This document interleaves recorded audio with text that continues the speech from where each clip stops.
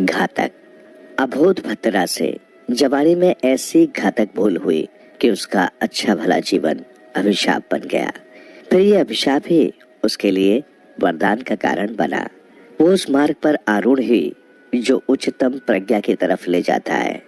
राजगृह में प्राचीन काल में एक सेठ रहता था। सारे सुख सुविधाओं से युक्त परिवार था उसका। उसकी एक पुत्री थी, नाम था भद्रा। यथा नाम तथा गुण उसमें शील शालीनता कूट कूट कर भरी थी। सुंदर तो वो थी ही, भद्रता ने उसके सौंदर्य को और निखार दिया था। लाड़ प्यार में पली भद्रा ने सब कुछ अच्छा ही अच्छा देखा था। किसी तरह की कोई कमी नहीं थी। जिसकी इच्छा करती उसे तुरंत प्राप्त हो जाता। पिता उसकी कोई बात नहीं टालते थे। पुत्री के लिए अगाध स्नेह था उनमें। भद्रा जिस वातावरण में पली थी उसका असर उस पर स्पष्ट था। वो चपल चंचल थी, नटखट थी। उसकी बाल सुलभ चेष्टाएं बरबस ही लुभाने वाली थी। भद्रा का शारीरिक विकास होने लगा। बालावस्था को लांग वो किशोर वय में आ गई। कैशोर्य से निकल उसने यौवन में प्रवेश कर दिया, किंतु वो रही वही भोली भाली चंचल भद्रा ही। रंग रूप उसका निखरता ही जा रहा था। पिता को अपने दायित्व का बोध था। उसके प्रति उदासीन भी नहीं थे वे।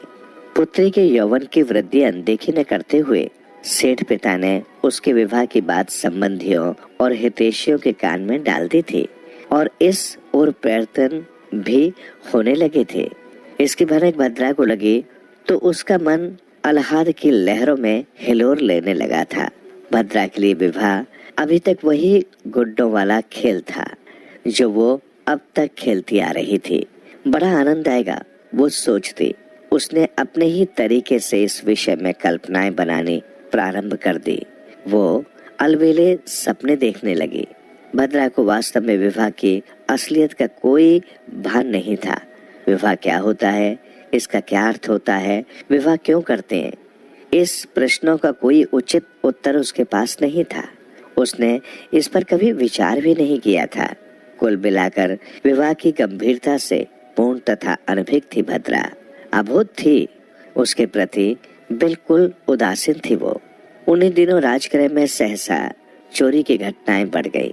सैन्य अधिकारियों की सावधानी से एक चोर को पकड़ भी लिया गया।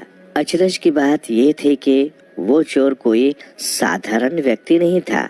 वो राज्य के राजपुरोहित का ही पुत्र था। न्याय सबके लिए समान था। इससे कोई अंतर नहीं पड़ता था कि अपराधी कोई आम व्यक्ति है अथवा किसी उच्च परिवार का सदस्य।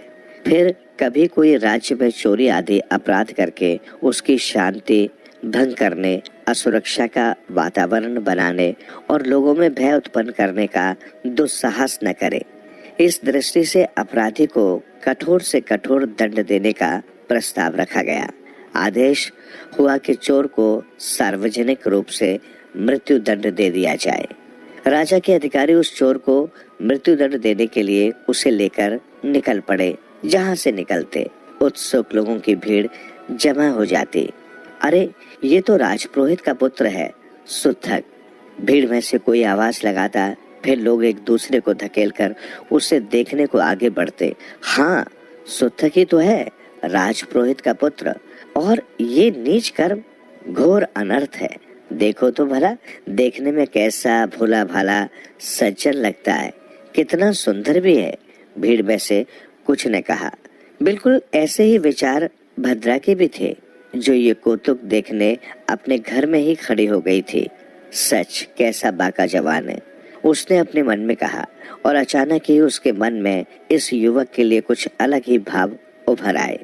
इससे विवाह कर ले भद्रा, उसने स्वयं से कहा। और इस भाव ने संकल्प का रूप ले लिया। भद्रा भोली थी, अबोध भी थी। वो नहीं जानती थी कि ये क्या सोच रही है।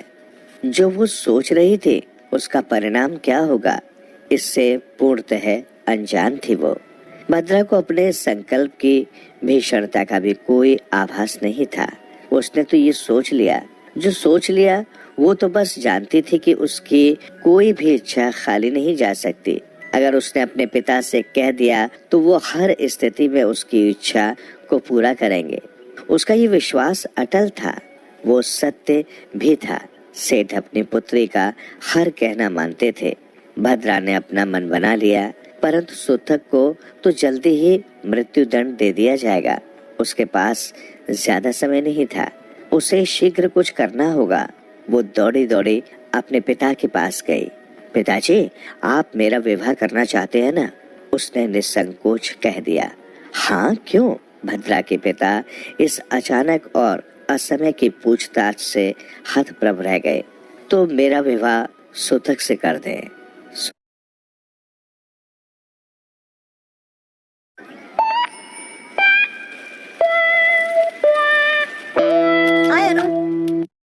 तो मेरा विवाह सूतक से कर दें। सूतक से? कौन सूतक? किस सूतक की बात कर रही है मेरी लाडली? वही सूतक जिसे सैनिक मृत्यु दंड देने के लिए ले जा रहे हैं। वो चोर? उस चोर से विवाह करेगी तू? मैंने तेरे लिए अत्यंत योग्य वर देख रखा है। यदि तू चाहती है तो मैं शीघ्र विवाह का प्रबंध कर देता हूँ।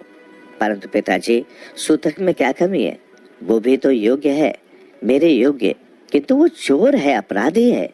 वो राजपुरोहित का पुत्र है, उच्च कुल का है, किंतु उसके कर्म तो कुलीनों जैसे नहीं है। तू एक चोर से विवाह करेगी, लोग क्या कहेंगे? क्या मेरी प्रतिष्ठा रह जाएगी?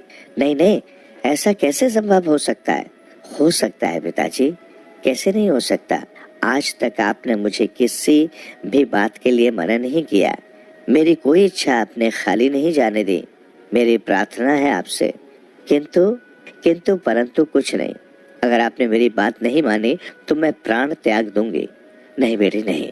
सेठ का पितृ हृदय विचलित हो गया।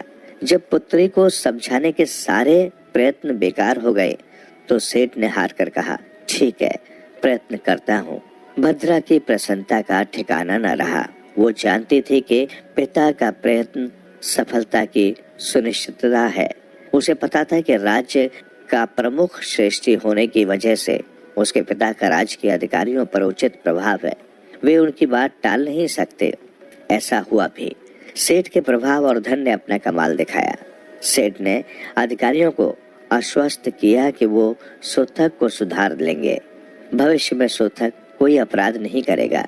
इसके लिए सेठ ने बहुत सारा धन भी अधिकारियों को दिया।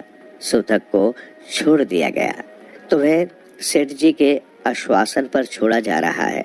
एक उच्च अधिकारी ने सूतक से कहा, भविष्य में ऐसा कुछ मत करना कि हमें तुम्हें पुनः पकड़ना और दंडित करना पड़े। सूतक कुछ बोल ही नहीं पाया। वो तो यही सोचकर हैरान हो रहा था कि भला ये सेठ मुझे क्यों छुड़ा रहा है, इसका क्या लाभ है इसमें। उसके इस मौन प्रश्न का उत्तर सेठ के उन शब्दों में शामिल था जो वे अब उसे संबोधित कर रहे थे। देखो वत्स, तुम्हारे पिता राजपुरोहित हैं, सज्जन हैं, कुलीन हैं। मैं उन्हें भली प्रकार से जानता हूँ। तुम्हें आर्य संस्कार मिले हैं। पता नहीं किस कुसंगति में पड़कर तुमने ऐसा कार्य कर दिया। अभी देर नहीं हुई है। तुम्हारे सुधार के सारे रास्ते खुले हैं। तुम चाहो तो आज ही से अपने नए जीवन का शुभारंभ कर सकते हो। ये कुमार्ग छोड़कर सन्मार्ग पर आ जाओ। वत्स, मैं इसमें तुम्हारी हर तरह से मदद करूंगा, सेठ ने कहा। सटिया गया है सेठ, सूतक ने मन ही मन हंसते हुए स्वयं से कहा, परंतु प्रत्यक्ष में उसने यही कहा, सेठ जी, आपका बहुत बहुत धन्यवाद, आपका आभार। मैं सुधरने का पूर्ण प्रयत्न करूंगा। अति सुंदर, सेठ ने कहा। बल्कि मैं तो कहूंगा कि तुम अपना घर बसाओ। देखना, विवाह होते ही तुम्हारे अंदर स्वयं परिवर्तन आ जाएगा, दायित्व भाव आ जाएगा। अब मुझे कौन अपनी पुत्री देगा? अब क्यों कोई कन्या मुझसे विवाह करेगी? अब तो सब मेरे बारे में जान गए हैं कि मैं चोर हूँ। कौन इस कलंक को अपने माथे पर लगाना चाहेगा? सूतक ने दयनीय सूरत बनाकर कहा। ऐसे निराश नहीं होते वत्स, सेठ ने कहा। प्रायश्चित तो पत्थर को भी स्वर्ण बना देता है। मैं कथनी और करनी में फर्क नहीं रखता। मेरी भी एक पुत्री है, मैं उससे तुम्हारा विवाह करवा सकता हूँ। मेरी पुत्री मेरी आज्ञा नहीं टालती। मैं उससे कहूँगा तो वो मना नहीं करेगी। तुम चाहो तो। आप तो साक्षात देवता हैं सेठ जी। सब कुछ जानते बुझते हुए भी इतनी बड़ी बात कर रहे हैं। ये कहते हुए सूतक ने सेठ के पांव पकड़ लिए। वो नतमस्तक हो गया। वो सेठ जी की हवेली के आगे से निकलते वक्त सेठ की रूपवती सुपुत्री को देख चुका था और तब उसके मन में यही विचार आया था कि अगर मैं चोर के रूप में न देख लिया जाता तो सेठ से इस सुंदरी का हाथ मांग लेता। सेठ की अपार धन संपदा से बड़ी और क्या सौगात हो सकती थी उसके लिए। सेठ कन्या का रूप व सेठ की संपत्ति, और क्या चाह सकता है कोई। अब सूतक सेठ के चेहरे पर आते जाते भावों को पढ़ने का प्रयत्न कर रहा था। वो मन ही मन आह्लादित था कि उसका स्वांग काम कर रहा है। वो सेठ को मूर्ख बनाने में कामयाब रहा था। उधर सेठ प्रसन्न था कि वो अपनी पुत्री की इच्छा पूरी करने में कामयाब हो रहा था। उसे ज्यादा कुछ नहीं करना पड़ा था। तो फिर मैं तुम्हारे पिता से बात करने जाऊं? सूतक ने नकली शर्मिंदगी ओढ़ते हुए झुककर सेठ के चरण छू लिए। सदा सुखी रहो, जीते रहो, कहकर सेठ ने अपने घर की राह ली। पिता के आने पर भद्रा को सारी जानकारी मिली तो वो आनंदित हो दीवानी सी हो गई। सेठ ने हंसकर उसे गले से लगा लिया। उन्होंने अपनी पुत्री को इतना खुश पहले कभी नहीं देखा था। अगले ही दिन सेठ तैयार होकर राज पुरोहित से भेंट करने चल दिया। राज पुरोहित तो सेठ के आने का उद्देश्य जानकर भौचक्का रह गया। आपको लगता है मेरे पुत्र के बारे में कुछ पता नहीं है? राज पुरोहित ने स्पष्ट कहा। मुझे सब पता है। बच्चा है, गलती मनुष्य से ही होती है। ये तो सामान्य मानव स्वभाव है। फिर मेरी बच्ची उसे उस दिन देख चुकी है। वो उसे पसंद है। मैंने उससे बात कर ली है। विवाह हो जाएगा तो वो घर गृहस्थी में लग जाएगा।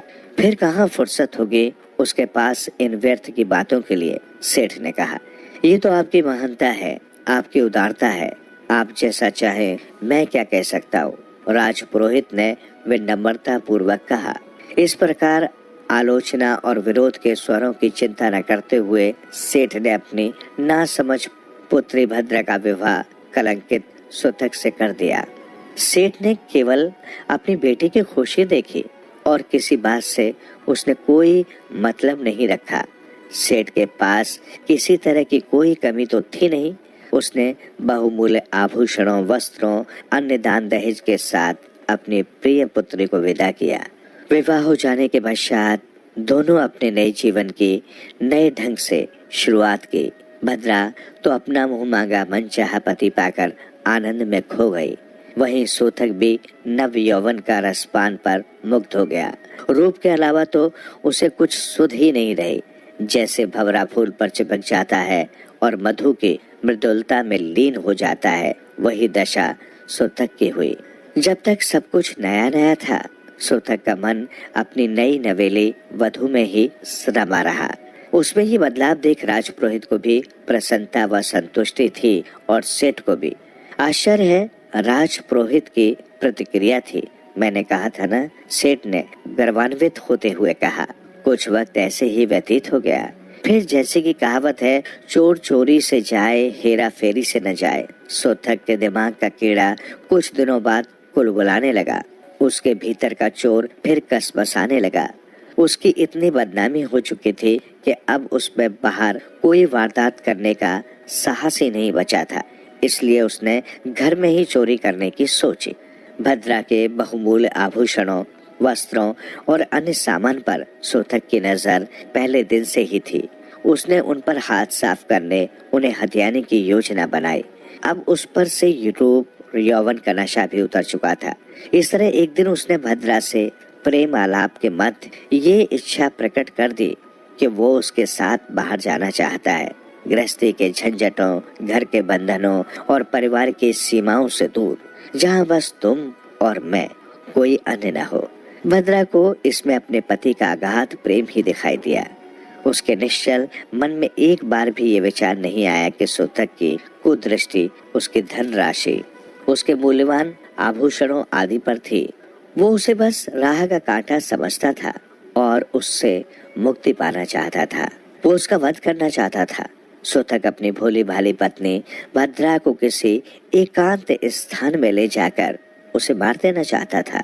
वो कई दिनों से इस बारे में सोच रहा था। अंततः उसके दिमाग में उस सुनसान पहाड़ी का ध्यान आया। वो उसकी योजना के पूर्णतः उपयोग और अनुकूल थी। वो उसके आभूषण उतारकर उसे वहां से धकेल देगा और दुर्घटना बता देगा। किसी को कोई शक भी नहीं होगा। सारी योजना की कुशल रूपरेखा मस्तिष्क में तैयार कर उसने भद्रा को मनाया। बहाने बनाने में तो वो कुशल था ही और पत्नी नादान थी। एक तरह से कहें तो वो मूर्ख ही थी। वो सुतक के बहकावे में आ गई और उसके साथ चलने को तैयार हो गई। योजना अनुसार सुतक अपनी पत्नी को एकांत पहाड़ी पर ले गया। कुछ देर भद्रा को चिकनी चुपड़ी बातों से लुभाने के बाद वो अपनी असली मकसद पर आ गया। उसने भद्रा से चुपचाप सारे आभूषण उतार देने को कहा। भद्रा की समझ में कुछ न आया। क्यों? ये सब आपका ही तो है, बल्कि सब आपका ही है। मैं आपकी हूँ, मेरा सर्वस्व भी तो आपका ही है। ऐसी बड़ी बड़ी बातें मत कर नादान औरत। जब तक तू है तब तक ये सब मेरा कैसे हो सकता है? आज मैं तुझे यमलोक भेज दूंगा, तब सब कुछ मेरा हो जाएगा। हाँ, सुतक ने कहा और भद्रा की तरफ बढ़ा। भद्रा उसका ये भयंकर रूप देखकर कांप गई। मौत उसके सामने थी। कहते हैं कि संकट के वक्त जब जान पर ही बनाती है तो उस वक्त मनुष्य की अतिरिक्त इंद्रियां सक्रिय हो जाती हैं। भद्रा के साथ भी यही हुआ। उसका मस्तिष्क तीव्रता से काम करने लगा। कुछ ही पलों में उसने निश्चय कर लिया कि इस दशा में उसे क्या करना है। बस भद्रा ने बड़ी चतुराई से काम करते हुए सुतक को बातों में लगाया और उसे पहाड़ी से धक्का दे दिया। सुतक का वार उल्टा सुतक पर ही पड़ा। उसका प्राणांत हो गया। भद्रा पसीने पसीने हो रही थी। वो वहीं एक शिला पर बैठ गई। उसने स्वयं को संयत किया और भविष्य के बारे में सोचने लगी। उसका निर्णय उसके स्वाभिमान से निर्देशित था। अब लौटकर घर तो जाने वाली नहीं। उसने निश्चय किया। घर वापसी के स्थान पर उसने घर त्याग को बेहतर समझा।